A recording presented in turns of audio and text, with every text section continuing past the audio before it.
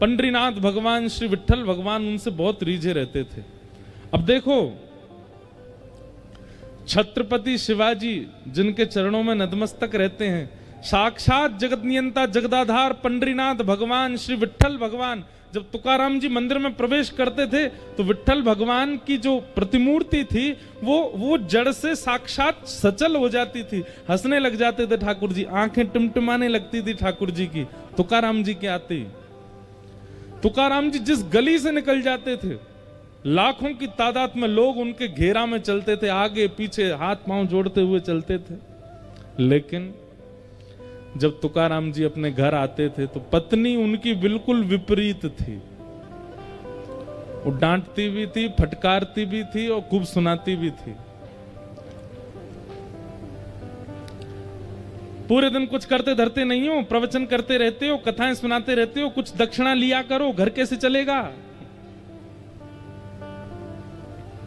सोचो, छत्रपति शिवाजी महाराज का आज अगर नाम महाराष्ट्र की भूमि पर ले लिया जाए तो लोगों के रोंगटे खड़े हो जाते हैं। आज भी उन शिवाजी महाराज, वो शिवाजी महाराज तुकाराम जी के सामने नतमस्तक होकर बैठते थे और उनकी ये स्थिति थी अपने ही घर में।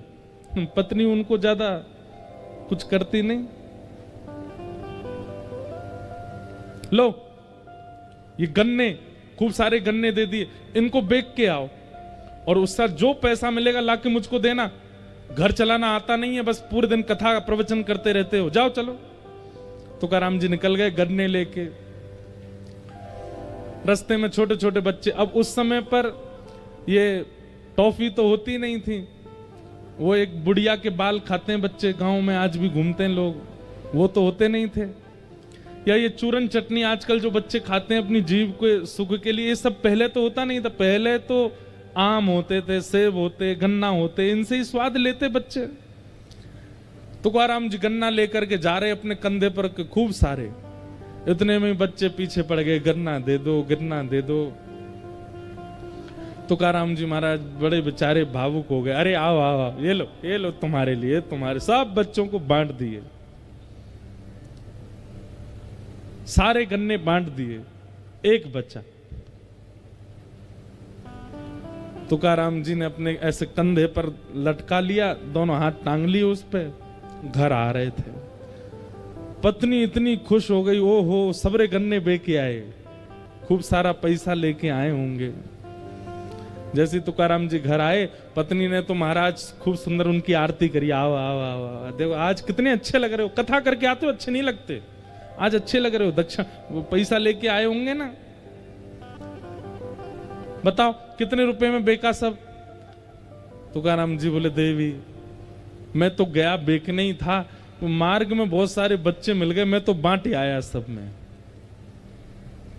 और ये एक मैं इसलिए बचा के लाया था कि भाई तुम भी हो मैं भी हूं, हम दोनों भी तो खाएंगे।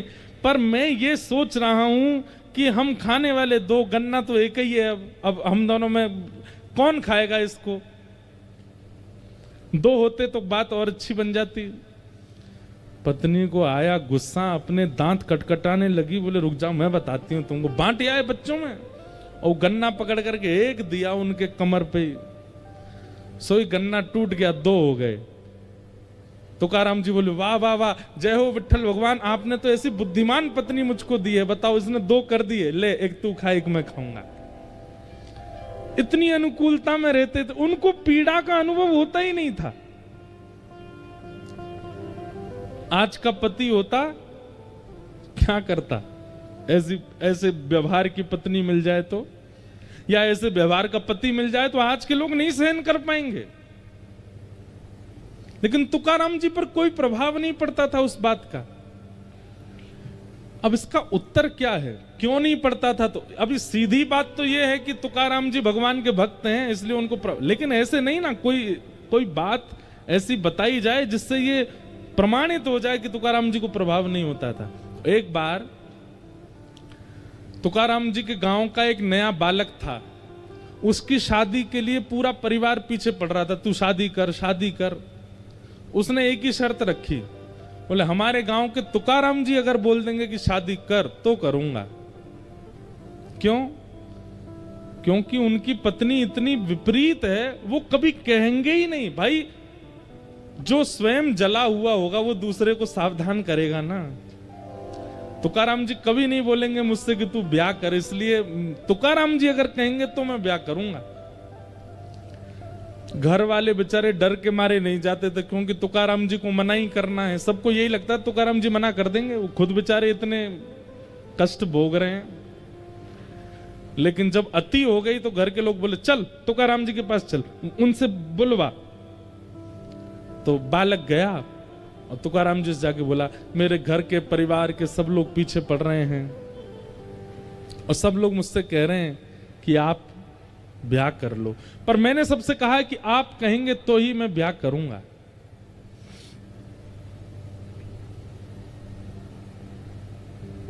आप बताइए ना मैं ब्याह करूं कि नहीं करूं। घर के सब लोग बैठे थे, सब घबरा रहे थे, बोले ये मना कर देंगे तो ये तो बिल्कुल ही नहीं करेगा। तुकाराम जी बोले जितना जल्दी हो सके उतना जल्दी ब्याह कर लो, जितना जल्दी हो सके उतनी जल्दी करो।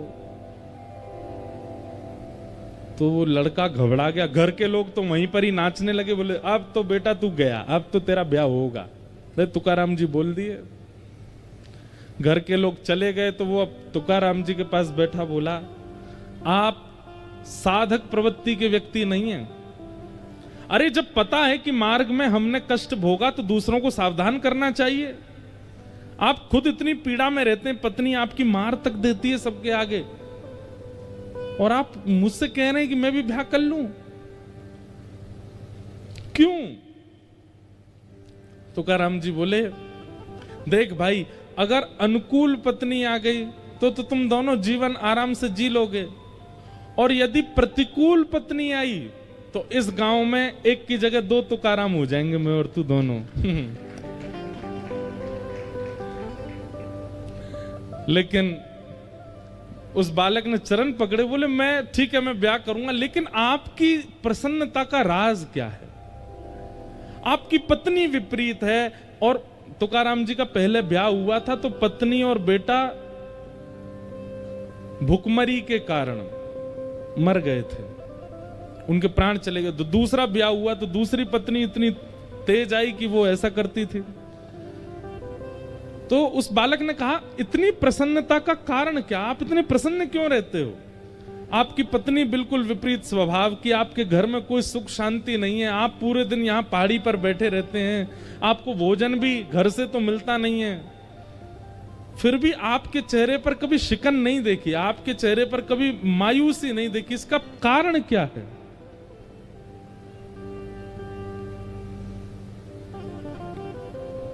संतों का उत्तर देने का तरीका बड़ा विचित्र होता है। तुकाराम जी बोले मैं अपनी तो तुझे बाद में बताऊंगा, लेकिन तेरी माथे की रेखा मैंने देखी और मुझे कुछ पता चला है, मैं तुझे बता दूं। बालक बोला बताओ। बोले अगले 7 दिन में तेरी मृत्यु हो जाएगी, तू मरने वाला है। बालक घबरा गया, बोले ये क्या कह रहे हैं आप? बोले मैं सही कह रहा हूं, तेरे पास केवल 7 दिन बचे, अपना समय व्यर्थ मत गवा।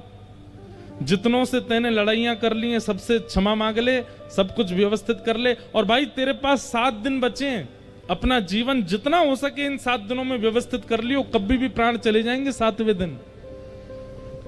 अपना प्रश्न तो सब भूल गया। वो लड़का दौड़ा, रात में जाकर के स्नान किया, माता पिता को प्रणाम किया, बहनों को गले से लगावे, भाइयों को हृदय से लगावे, जितनों से उसकी बैर थे सबके पास गया, बोले भैया मुझे क्षमा कर दो, मैंने तुमसे बैर किया। सब लोग कहते ये हो क्या गया, किसी को बताता था नहीं कि क्या होने वाला उसके साथ। अब स्थिति ये हो गई कि घर में मां भोजन बनाती है, दाल में नमक नहीं पड़ा, खा लेता है चुपचाप, कहता नहीं है। पहले इतना टोकता था इसमें नींबू डालो, नमक डालो, मिर्च डालो, अब जैसा मिल जाता है पा लेता है। उसके भाई बंधु कभी लड़ने आ जाते हैं तो सबके आगे क्षमा मांग लेता है, बोले भैया तुमको जो चाहिए ले जाओ, मुझसे लड़ो मत।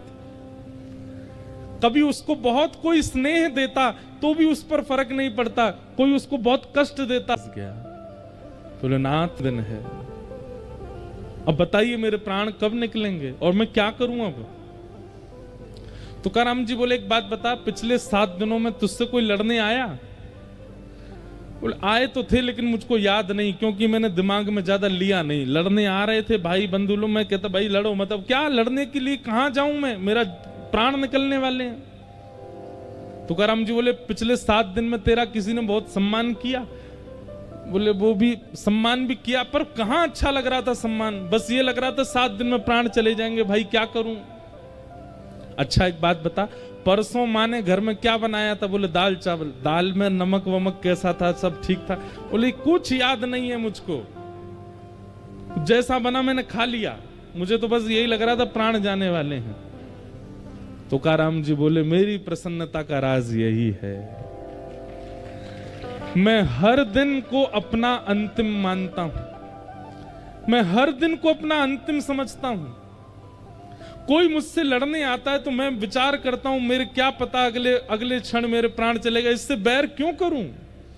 कोई मेरी बहुत प्रसन्नता करता है तो भी मैं ये विचार करता हूं कि इसकी प्रसन्नता लेके फूलूं क्यों, क्या पता अगले क्षण मेरे प्राण निकल गए तो। पत्नी मुझे मारती है, भोजन नहीं देती, या भोजन देती है तो जला हुआ दे देती है, मैं पा लेता हूं, कुछ कहता क्यों नहीं हूं, क्योंकि मुझे लगता है मेरा अंतिम क्षण हो सकता है, मेरा कोई भी समय मेरे प्राण जा सकते हैं, इसलिए मैं ये सब संसार के व्यवहार में पड़ता ही नहीं। बालक चरणों से लिपट गया, बोले भगवान आपने कृपा कर दी, आपने जीवन का सूत्र दे दिया। हम लोगों में कुभाव उत्पन्न क्यों होता है? क्योंकि हमें यह विश्वास है कि हम कल भी जीवित हैं, कल देख लेंगे। हम लोगों में सम्मान के प्रति इतनी रुचि क्यों है? क्योंकि हमें विश्वास है कि कल और मिल सकता है। सम्मान के प्रति रुचि और अपमान के प्रति क्रोध, या जितने भी विकार हमारे चित्त में आते हैं वो केवल इसलिए आते हैं क्योंकि हमें विश्वास है कि हम जीवित रहने वाले हैं। अपने हर क्षण को अगर अंतिम मानने लगे, क्या पता अगला क्षण हम जीवित रहे कि नहीं, आप सब व्यवस्थित सामान्य हो जाओगे, शांत हो जाओगे, मौन रहने लगोगे, ना किसी से कोई शिकायत, ना किसी से कोई लड़ाई, ना किसी से कोई प्रेम, सब सम। एक सूत्र है। ठाकुर जी जब जीवन में आते हैं तो विपत्तियां कम नहीं होती, पर विपत्तियों का प्रभाव खत्म हो जाता है। और क्षमा करें, आप तिलक लगाते हो, कंठी पहनते हो, नाम जप करते हो, लेकिन विपत्ति, आपत्ति, संपत्ति, इनका प्रभाव दिखता है आपके ऊपर, तो आप आडंबर कर रहे हो, आप नाम जप नहीं करते।